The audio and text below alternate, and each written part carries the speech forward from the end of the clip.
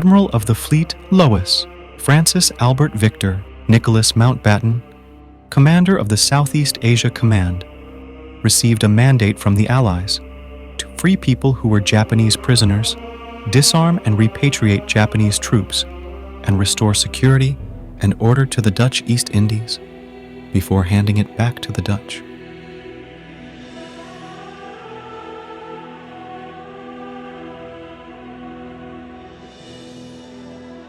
The number of people taken prisoner by the Japanese reached 68,000 people on the island of Java and 13,000 people on the island of Sumatra, the majority of whom were of Dutch nationality.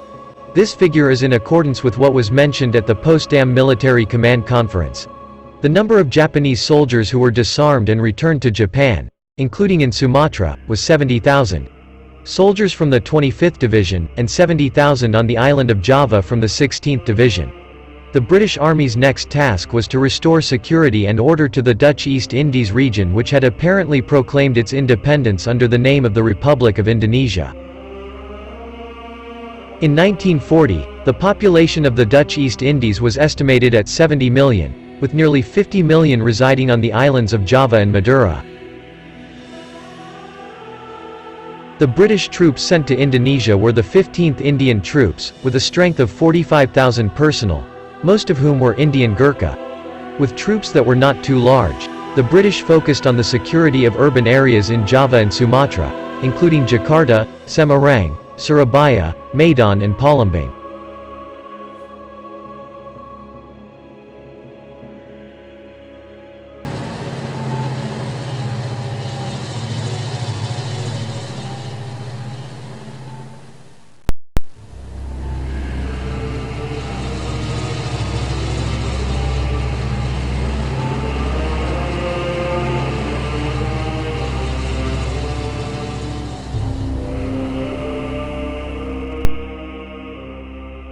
In 1942, Queen Wilhelmina made a speech in exile in London, England, that after the World War was over, the Dutch would form a new government in the Dutch East Indies. The new government would join the Dutch Royal Commonwealth along with other Dutch colonies.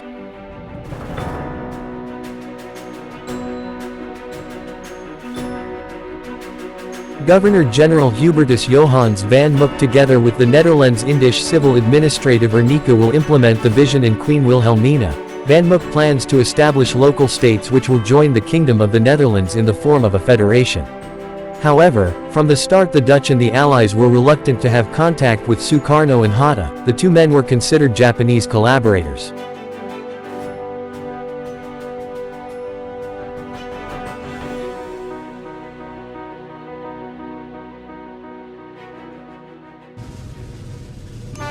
On the 19th of September 1945, in commemoration of 1 month of the Proclamation of Independence of the Republic of Indonesia, Komisi van Actie, led by Adam Malik and Sukarni, took the initiative to hold a general meeting at the Jakarta Field. Jakarta Athletic Association, now located to the south of the Monas Field, meeting which was attended by Presidents Sukarno and Hatta, attended by more than 200,000 Jakarta residents.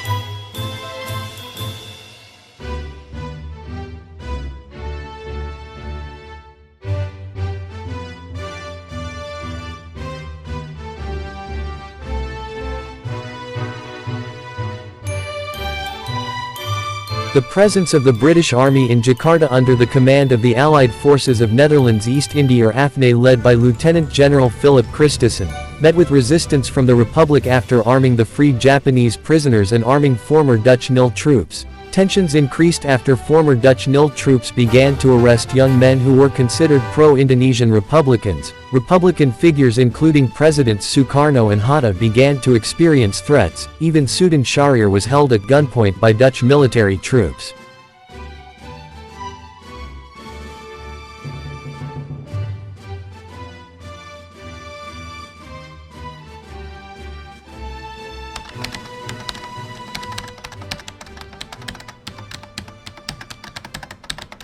The situation began to threaten the existence of the Republic of Indonesia. Supporters of the Republic of Indonesia and its prominent figures expressed the desire to immediately form an official army of the Republic of Indonesia.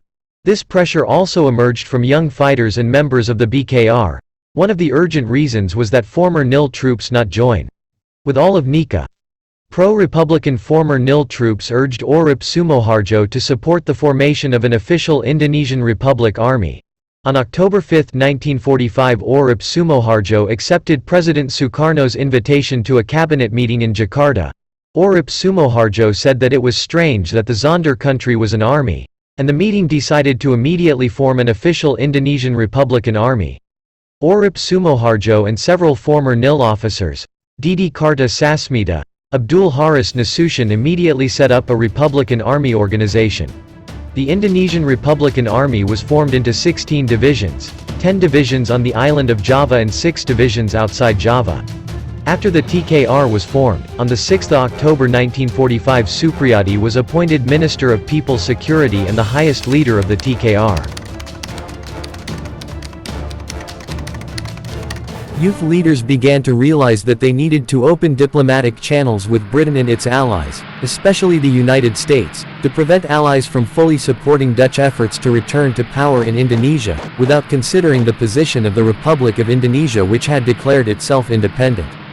The allies' reluctance to deal with Presidents Sukarno and Hatta, who were considered Japanese accomplices, complicated the position of the Republic of Indonesia.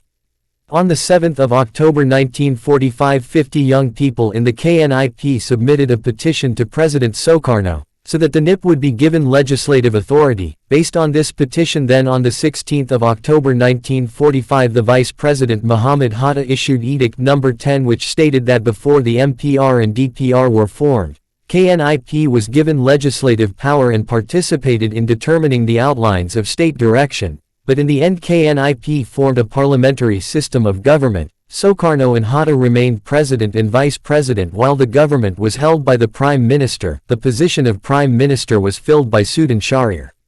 Sultan Syahrir was an Indonesian socialist figure, and never collaborated with Japan. While in the Netherlands the political party in power was a socialist-leaning party, the accession of Sultan Syahrir as prime minister opened up opportunities for diplomacy with allies in the Netherlands.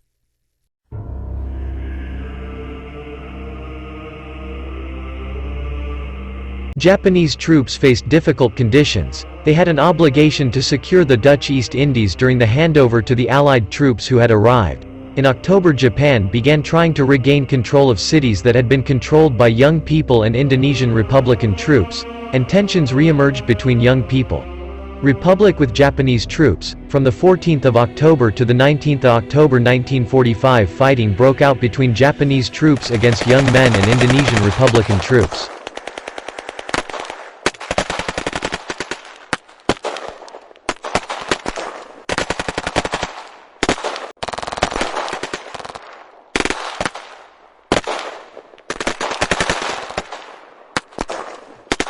The appearance of Sultan Syahrir as prime minister opened up opportunities for diplomacy between the Republic of Indonesia, NICA, and England. On October 23, 1945, negotiations began to take place. The Dutch in the negotiations expressed their desire to make Indonesia a state in the Dutch Commonwealth, but the delegation of the Republic of Indonesia refused. They demanded full recognition of the sovereignty of the Republic of Indonesia.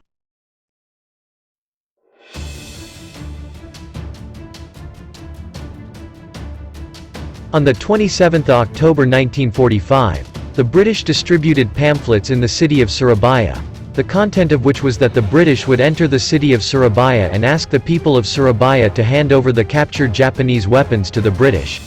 The people of Surabaya were angry and the Republican Army and youth held a sudden meeting. They decided to attack the Allied forces in Surabaya. The number of Allied troops was already known to the Republican Army while the British were still blind to the strength of the Republican troops. On October 28, Republican troops and youths attacked British positions.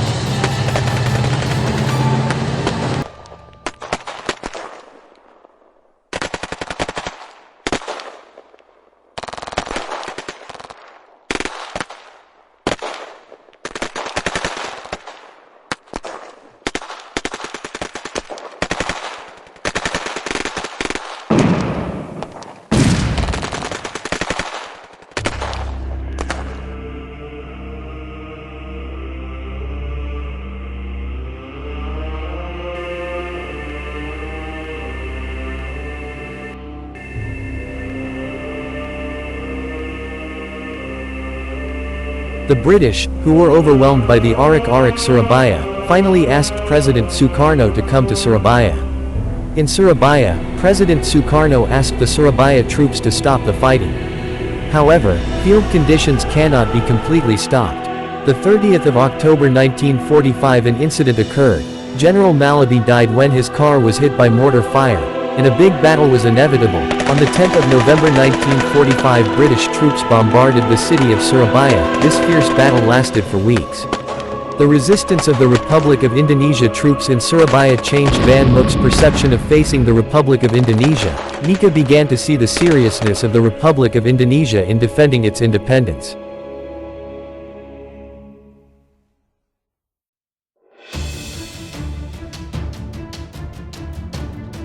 In Semarang, British troops under General Bethel met resistance from TNI troops in Ambarawa, after they liberated and armed the Dutch.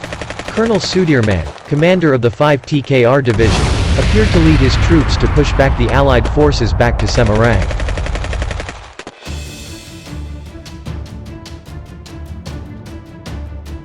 Supriyadi, after being appointed as TKR commander, never appeared to take up this task. On November 12, 1945, in an internal election for TKR commander, Colonel Sudirman was democratically elected as TKR commander, replacing Supriyadi.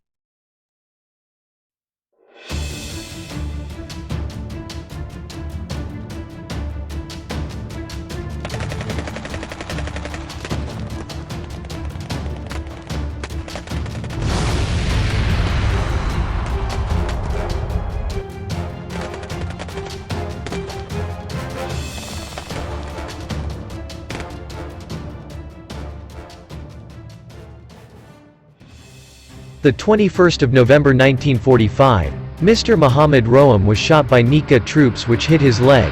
Mr. Amir Syarifuddin, Minister of Information, received death threats from people who were pro-Dutch. The terror of death threats also hit Sultan Shahrir from NICA accomplices, the 26th of December and the 2nd of January 1946. The very unsafe situation for the administration of the Republic of Indonesia prompted Sri Sultan Hamengkubuwono to move the center of government to Yogyakarta. This was conveyed in a letter sent on January 2, 1946. President Soekarno welcomed Sri Sultan's request. On January 3, 1945 in a closed session with cabinet members it was decided to move the center of government of the Republic of Indonesia to Yogyakarta. The government evacuation was carried out secretly so that NICA did not find out. The entire border of the city of Jakarta is being closely guarded by Dutch NICA troops.